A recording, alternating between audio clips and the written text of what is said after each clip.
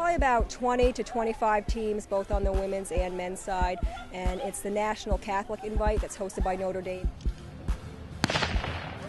The women run the 5K, 3.1 miles, and first I just have to say that every person, both men and women, improved their time, not only from last week, but everybody that ran here the year before, all our upperclassmen, also improved their times from last year. So it was just a great day for us overall.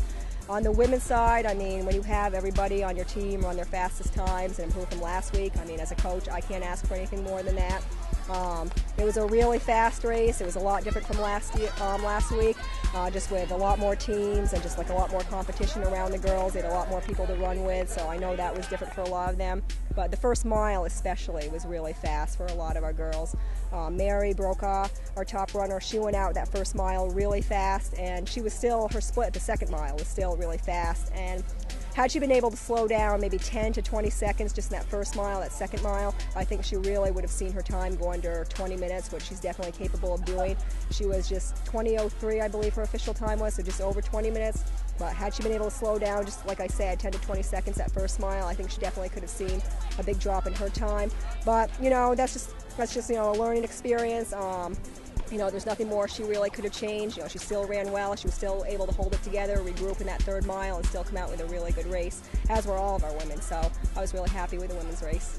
It was very overwhelming, something I haven't experienced before. I've had my state cross country meet, you know, but I haven't had it where I was always trapped in by girls, and I didn't have any clue what their pace was, I went out a little fast, you know, it's really easy to do.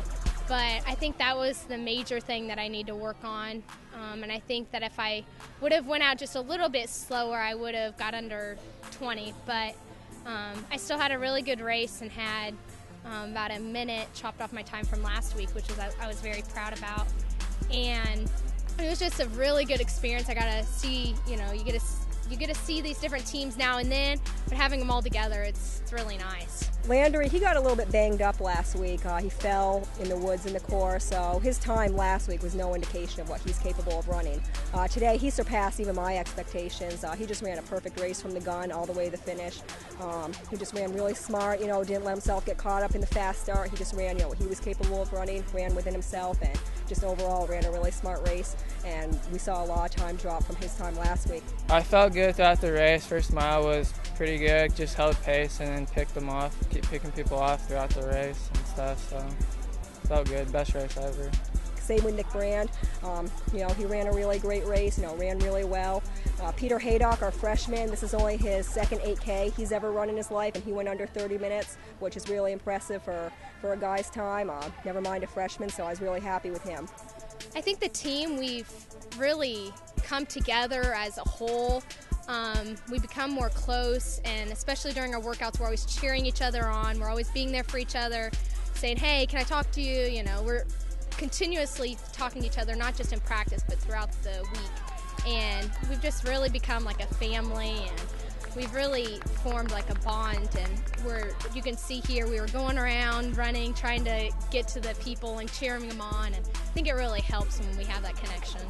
I'm just really excited for coming from a team where I was only one, and my dad was a coach. And when I train with the girls and they're there, you know, during the meet, it's not one of the things where I'm going out and doing an 800s with my dad in the four-wheeler. You know, I have girls with me, and I don't have to worry about just being myself and representing just our school just with me. Our goal always is to have our number 1 runner and our number 5 runner. We want that gap to get closer and closer and closer. Last week, I think the women's gap was somewhere around 3.5 minutes, which really isn't that good. You know, you'll see some of the top teams, their gap will be, you know, 20 seconds, 30 seconds, which is really good. But if we can bring that gap down to within 2 minutes, I think that'd be a really good goal for us. I think we're definitely capable of doing it.